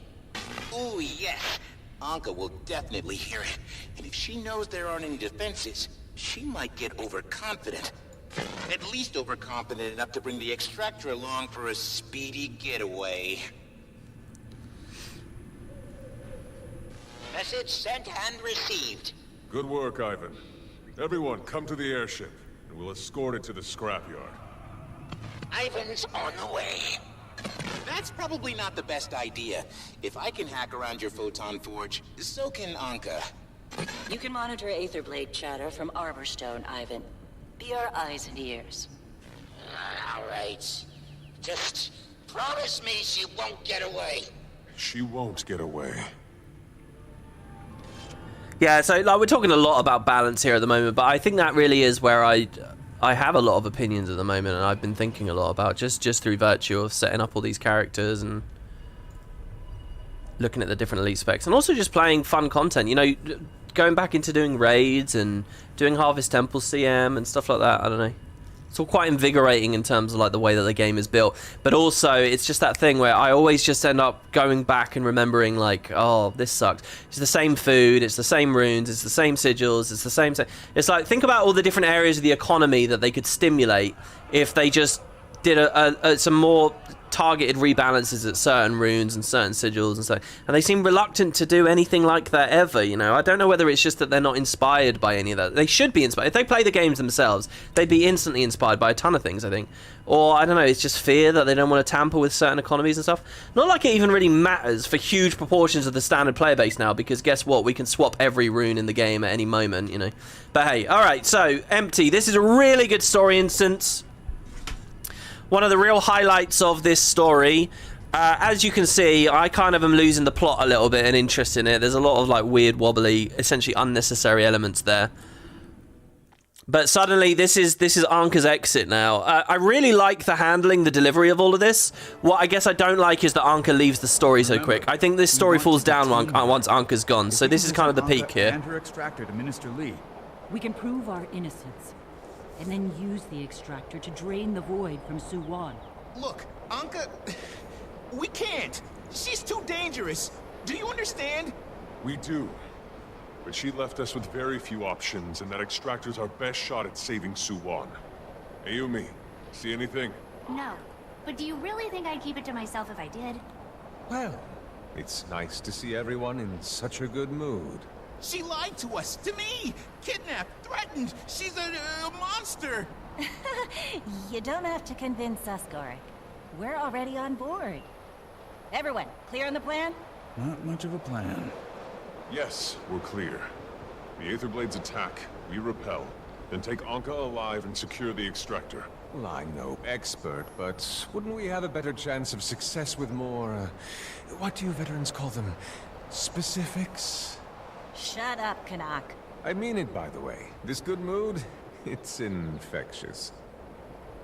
I'm totally used to his new voice as well already, by the way. There! Aether Blades, on the approach. 2 groups going around you. My Kestrels are almost in position. You brought backup? It's not backup if they were part of this from the start. I love these ships. They're skiffs, if you will, as well. Oh, did we actually lose our bot? Oh, do you not take the bot into the story instances? That might be a thing.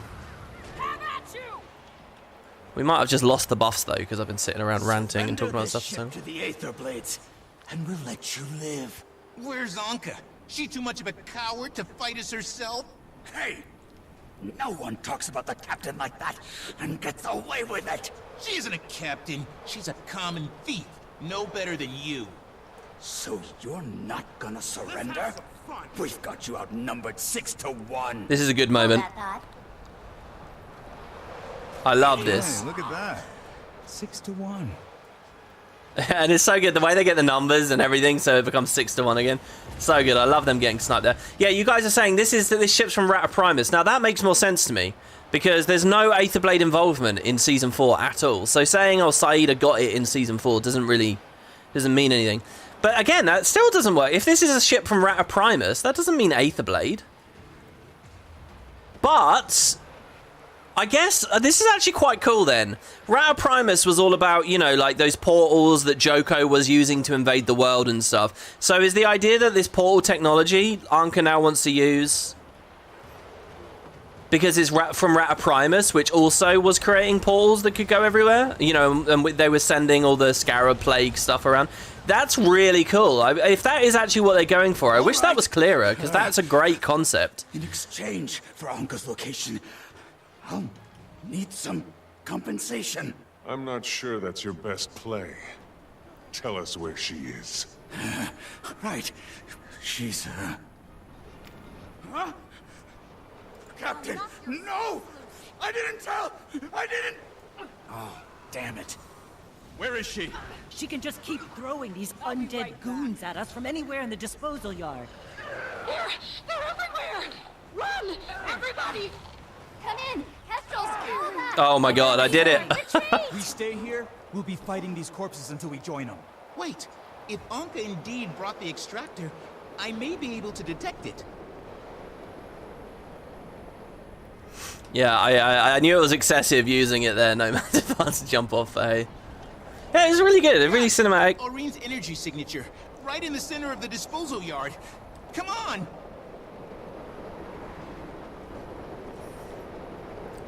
Saida, Canuck, you should leave while you can.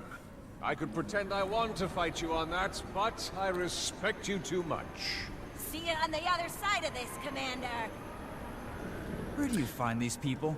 In jail, usually. It's interesting to think that we are pretty far in the expansion here. Yeah, this is only the second strike we're about to do. In fact, on my original playthrough, didn't we do a strike? Didn't I end the first day at the first strike and then end the second day at the second strike? Did I really get this far in day 2? Can't remember how many hours I played. It might have been quite a long play session. We don't know who she bought the airship from. She didn't get from the inquest. Yeah, I don't know. It all just seems a bit weird to me, to be honest. A little bit iffy. That little part of the story there. But fine, I mean, it's an excuse to get Canuck back. And Saida as well. And I quite like the Saida as a part of this story because she was a forgotten hero of Season 4. There's a lot of stuff that happened in Season 4 that kind of didn't go anywhere. Probably my gut is that it was because it was for like a mobile game. Like Zafira. Do you remember that trailer came out and it was clearly a trailer that had been made for a mobile game that had been cancelled? And Zafira was heavily in the trailer. My little theory is that Zafira had been written into Season 4 and was a big thing because Zafira was then going to go and be a big character in the mobile game. But the mobile game got cancelled and then like later she appeared in the trailer, but now it's like they don't really know what they want to do with her or whatever. And what role does she have to play? I'm gonna have to ask you to call back that ship, Commander. You and I both know that's not going to happen. What if I killed you, brought you back, and forced you to make the call? No, you've already died. Gorik, then. You'll appreciate it. Like how you hook an electrode to a dead roach so their nerves twitch. You don't scare us. And that's why the cheap seats love you so much. It takes more than an inescapable apocalypse to ruffle your feathers. Yeah, she's great, man. She was really a fantastic villain.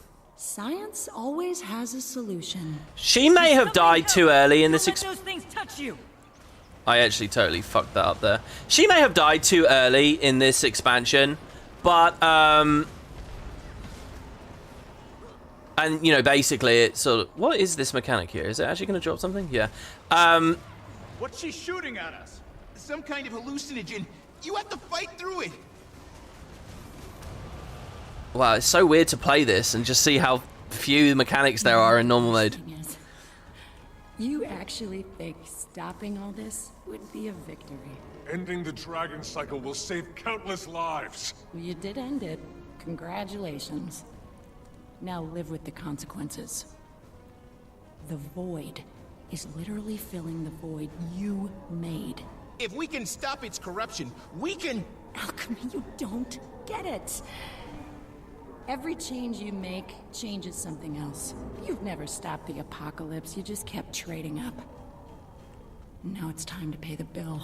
That's a great line because it kind of speaks about the franchise as a whole. And a lot of fantasy franchises do that, obviously. All right, let me finish this goddamn thought. She may get killed off early and, you know, the Soo Won stuff in this expansion, I think was really, really sort of a bit of a turkey for me. It really didn't work very well. But the fact that Anka was written so well and did so well, I think, in this expansion gives me a lot of hope that whatever they're building to now, Utopia or the Depths or whatever we're going to in the future, that they can do another really cool villain and they can have another big role like this and they'll do it really well. Anka, I think it just means a huge... If End of Dragons didn't have Anka, oh god, I would not have much faith that they're ever going to tell a good story again, to be honest. But because she is here, I still do have that. And, you know, there are certain characters as well. banger, of course, that may still have a role to play in the future that I'm really captivated by and really have a lot of fun with.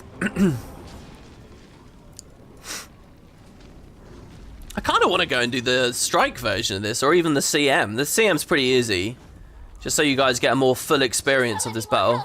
Everyone, watch your backs! Should we kill these spiders? Never actually stopped to do this. It's pretty satisfying just slapping the spiders with Mist Unleashed. Oh, the mechanic. Okay. Oh, it went down in 1 CC? Really? I wonder what would have happened if I let that go through. Basically, what she's trying to do there is Harbinger 5, and in the strikes, that buffs her up. Yes, we know!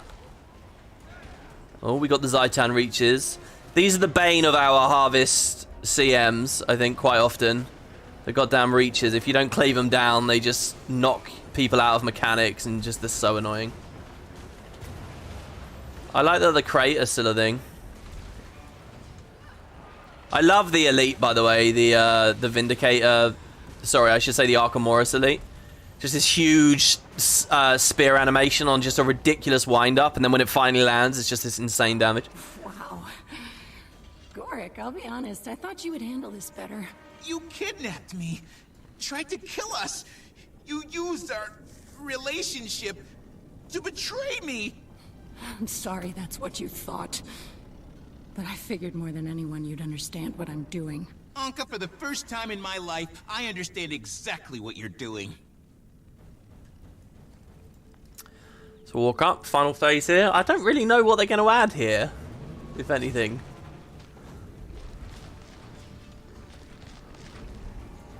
I thought my evade would land there. Is there going to be an Eye of Zaitan or anything in story mode? Then you shouldn't hold this against me. What are you? That's void magic! What's the matter? You think you can stop it, right? Then this shouldn't be a problem for you. Soon the whole world's gonna look like this. Trust me, I don't like it any more than you. Then stop fighting and help us! This is it! Do you understand? A tyrannical lich, a demented god, and 5 elder dragons later, and all that's left is the void. An emptiness with purpose. Just my kind of apocalypse. I should be dead there, by the way, just letting the crate run onto me. More of those undead trying to get the drop on us. Just keep moving! I kind of want to slow down. I got to slow down. Because we might miss her saying something. Maybe at 10% she speaks? Oh, no crit. 6k non-crit. Necrotic things on the ground. Watch your step. It's that toxin again. What do we do? Same advice as before. Fight through it. What was going on there, by the way? Was that Ayumi speaking? Oh, no, that's Rama. I was going to say, why does Ayumi have a totally different voice here? That's so bizarre. I guess there wasn't more dialogue. Unless... What's she doing now? Pulling more void magic out of the Jade. And using it to manifest new creatures. Focus on them.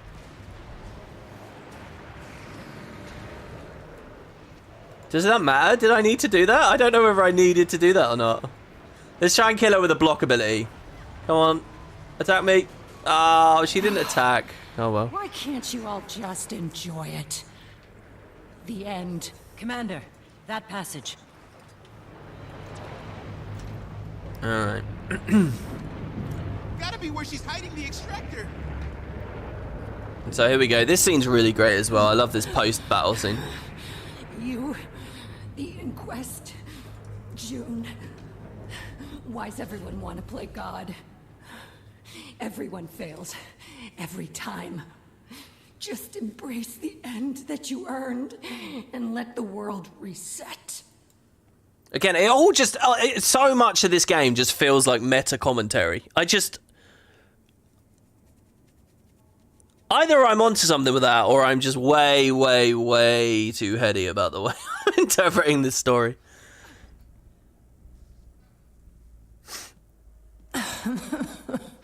You're no fun. Gorik used to be fun. My Trin. What happened to you people? You can't fix anything by playing it safe. You have to burn it down. so something better can grow in its place.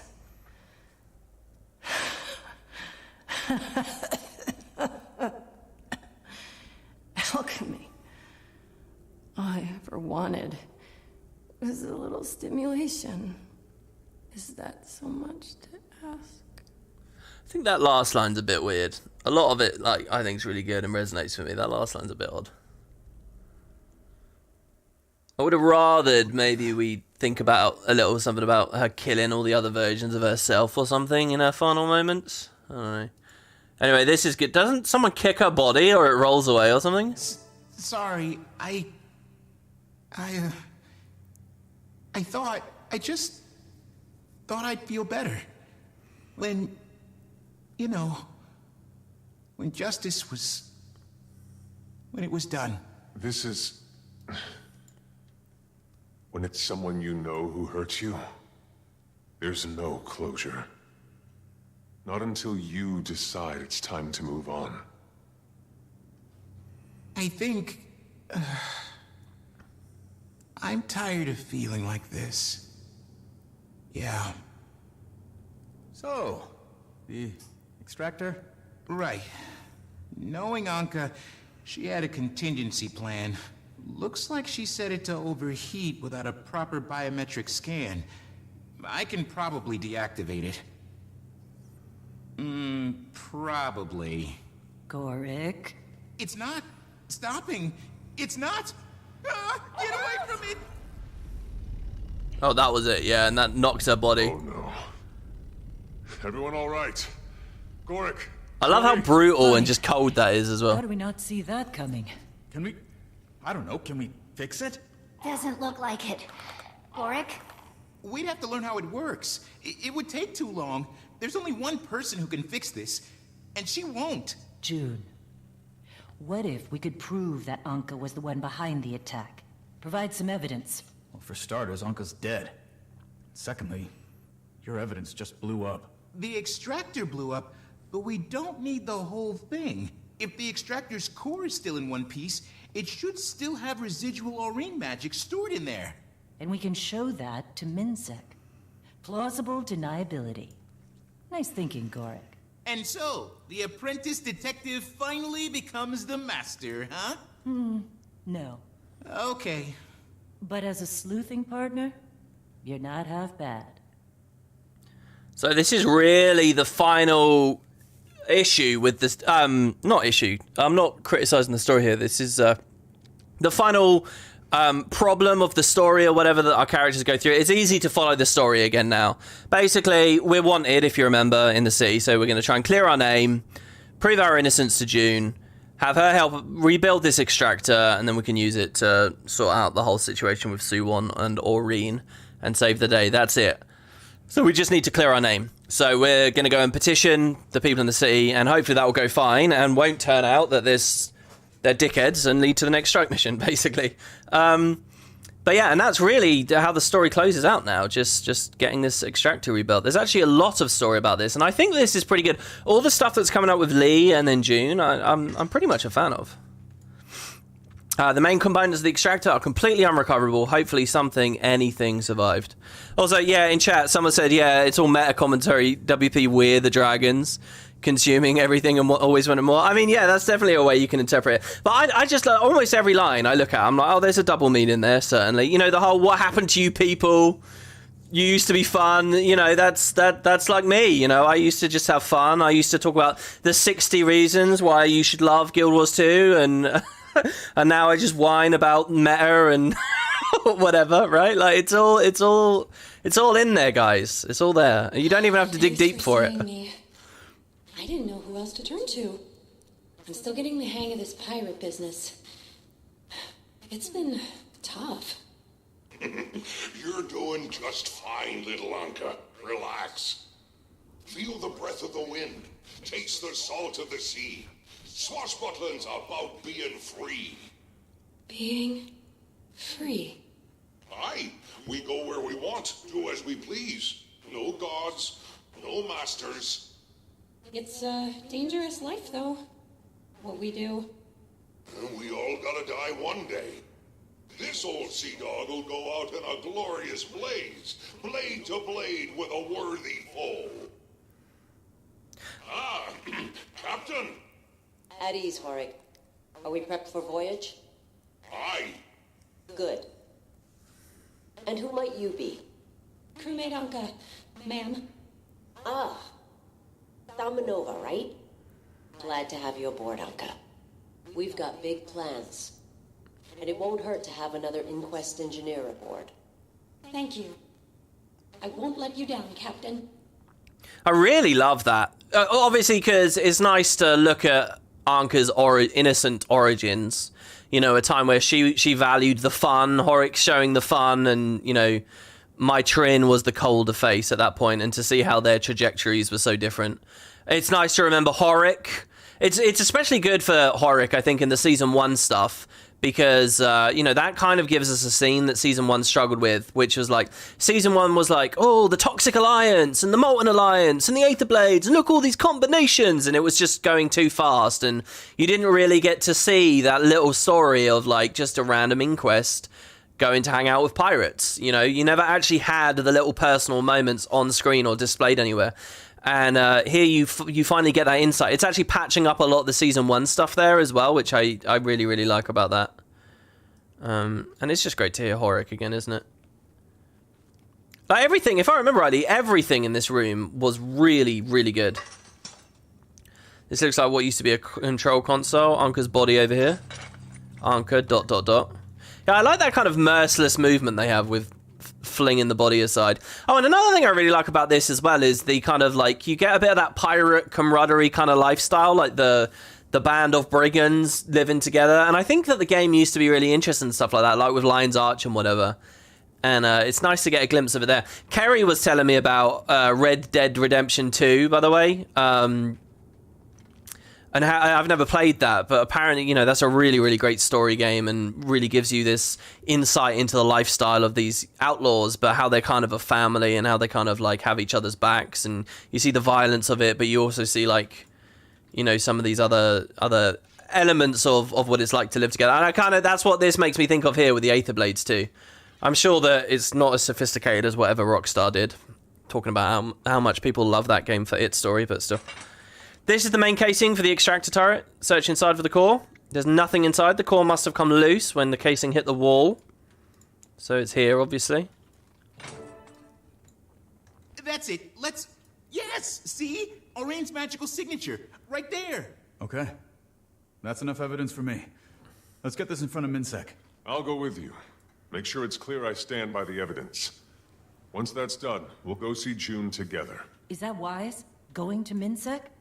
Minister Lee may interpret the evidence differently, to suit his preconceptions. It doesn't matter how he interprets it.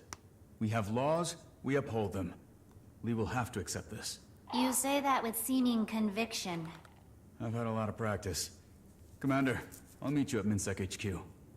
Okay, so we have the evidence. Surely nothing will go wrong. Now, is there another achievement I need? No, I think the only achievements I need in this act we've missed now. They were a part of that other thing that we were doing, so yeah.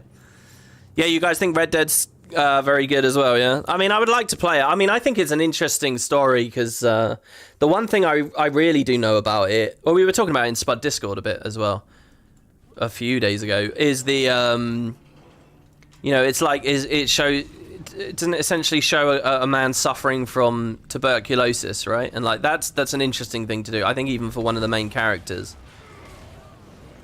I think that's a really interesting story. And it kind of shows the death of the Wild West. I don't know, it's just a lot of interesting topics buried in there. I mentioned this on Final Fantasy yesterday when I did my Final Fantasy video. But another game that I've started playing this weekend is Disco Elysium. And oh my god, I played that 5 hours straight the first time I put it on, and I'm really loving that game.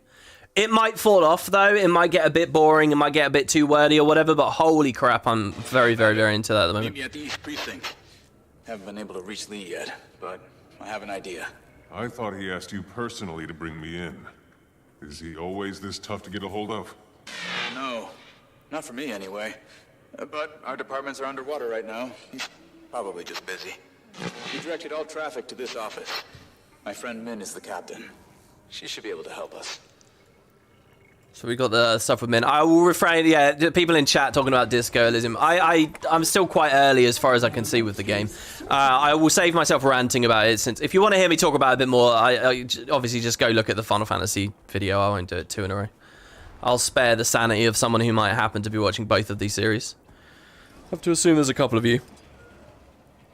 Will said, WP, did Anka want to set up the destruction of Tyrion and then flee to the mists? That's why she needed this airship, and then come back when it's new. Yeah, I think I can infer that that's the plan. I think that's the suggestion. They just weren't very explicit about it.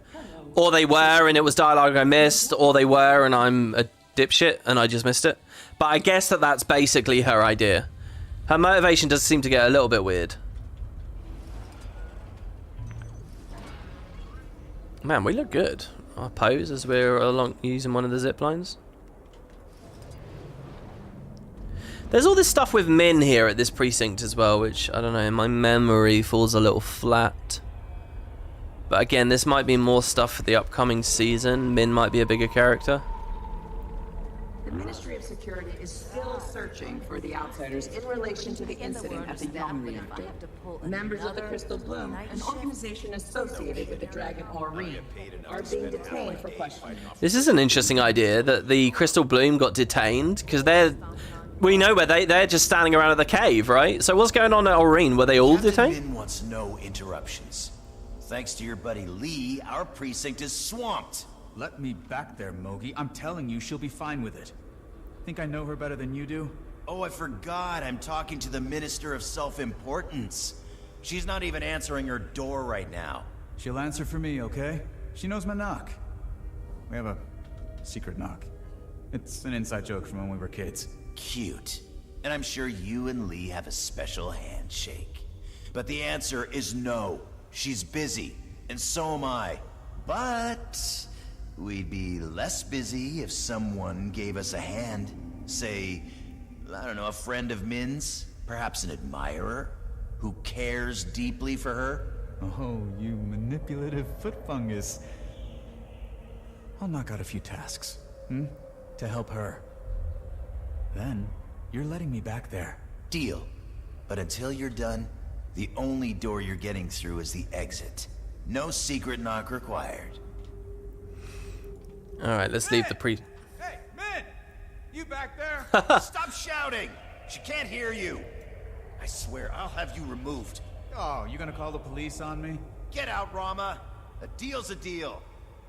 I like this. I do like Rama a lot. He's a great character. Captain Min's to-do list. Solve this damn purist case. Performance review with Lee. Meet with I like that, because we know that Lee is in with the purists, right? So it's kind of funny to put those two together. Meet with Mogi about the performance plan. Request office supplies from Central. Call Min Plum about the toilets. Again, Min Plum. The plumbing is called Min Plum.